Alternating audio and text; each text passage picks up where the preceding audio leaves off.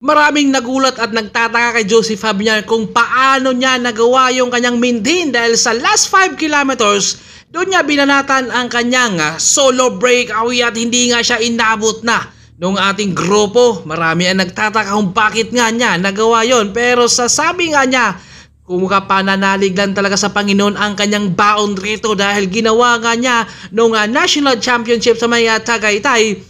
Kumbaga naging solo breakaway niya sa may criterium kaya siya ay naduping rito.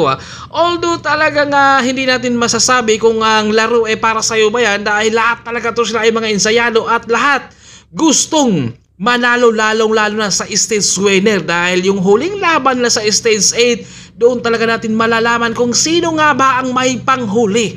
Ang mga lakas pa talaga at si Ramon rin nang hinayang siya yung kanyang cambio rin ayaw mag-chef kaya medyo mabigat rin kapag nagkaroon ka talaga ng mechanical kaya nagpalit siya kay Ryan Tugawin, pero sabi niya ngayon okay na to, magka-cambio na to, sana wala ng aberya dahil siyempre kahit condition ka kapag nagkaroon ng aberya yung bike mo ay siyempre doon ka talaga mape-pressure, mapapaisip ka bakit nangyari pa sa akin. Dapat doon na lang sa kanila. Kumbaga, ang laro talagang panahon talaga at saka may halong swerte rin at saka hindi naman talaga lahat tayo i-condition dahil lahat naman talaga napapagod rin dahil hindi naman tayo mga robot at dito sa kanilang stage 6, Clark to Lingayen ay meron silang 168 kilometers kaya magandang laban na naman pero although nakikita natin sa mga bayan-bayan na marami ang mga sasakyan talaga yan. Kumbaga alam naman natin na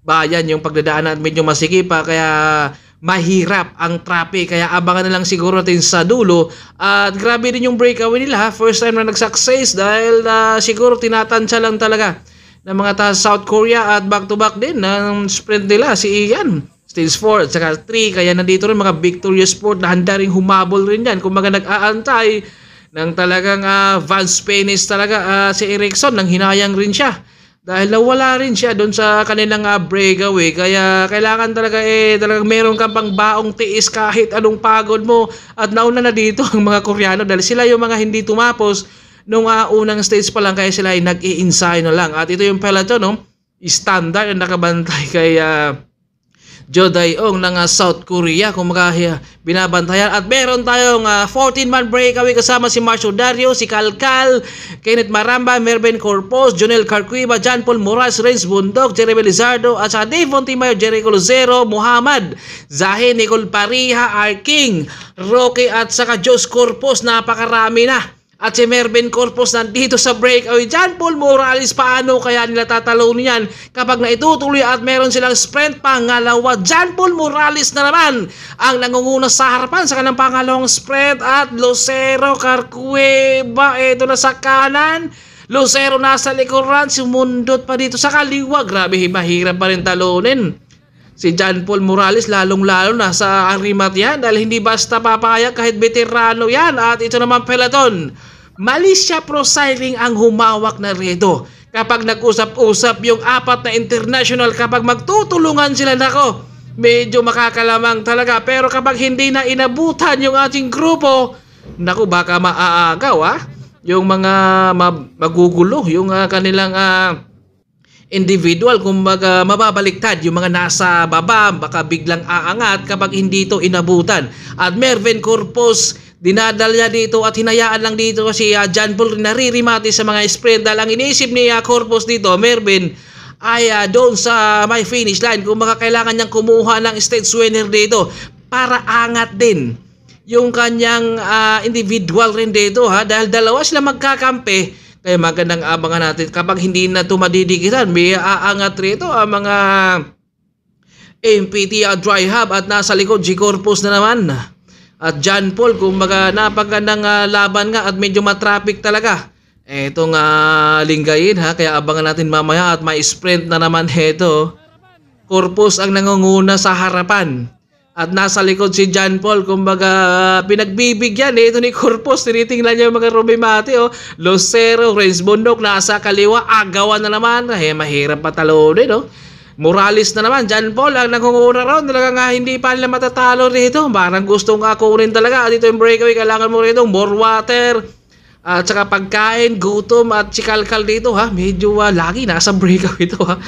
Malakas talaga, kailangan mo rin talaga, hindi ka malumural dito, lalo kapag kasama mo yung mga malalakas sa breakaway, kailangan mo yung isipin mo, sana makakatiis ka ay at sana hindi ka rin talaga pulikatin dahil sa tulin, kailangan kondisyonan at may halong swerte rin ha. Pero kapag naitutuloy na yung breakaway na dito, ang sa nakikita natin rito si Mervin Corpus din talaga ang magre-remate rito dahil si John Paul gusto niyang ubusin sana pero sa kanilang sprint 1 ay si Ian Kahukom ang kumuha kaya abangan natin sa finish line kung makakarimate pa ba si John Paul at ito napakarami yung mga nanonood na napakarami rin yung mga sasakyan kaliwa kanan last 3 km matiyan sila dito. Muhammad ang nasa kanan, humahabol si Corpus, sinubukan niyang sundutin dito at agawan ng pwesto at Muhammad yung kumuha stage winner sa kanilang stage 6. Ayan napakalayo nito ni Muhammad pero si Corpus ay hindi pa rin siya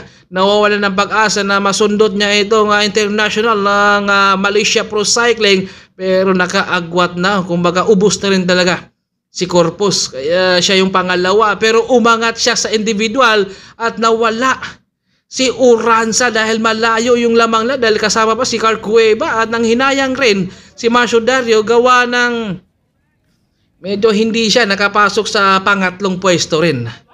Dahil sinundot niya rin ang Victorious Sports doon. Kumbaga tiis lang talaga. Diskarte kahit alam ni Mar na lamang talaga yung mga sprinter ron.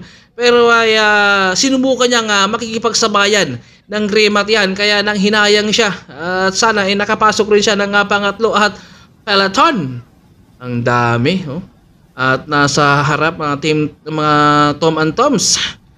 Si Andre Domingo, Marcelo Felipe at si Jude Yong ng Kapyong Cycling ng South Korea. Rematihan rin yung grupo Pangasinan. Nakikipagsabayan siyempre dahil finish line yan, hindi talaga maiiwasan na rimati talaga yan sila kahit meron ng mga nasa breakaway na. Grabe yung kanilang laban, medyo mabigat din yung kanilang laban dahil mahirap dahil masikip.